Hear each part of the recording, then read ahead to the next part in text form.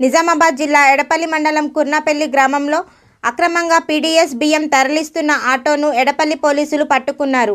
Edapalli SI Vikram తెలిపిన వివరాల ప్రకారం మాలపల్లి నుండి కొండల్వాడికి TS 08 UC 4409 ఆటోలో పీడీఎస్ బియ్యాన్ని అక్రమంగా తరలిస్తున్నారనే సమాచారం మేరకు వారిని పట్టుకున్నట్లు వెల్లడించారు.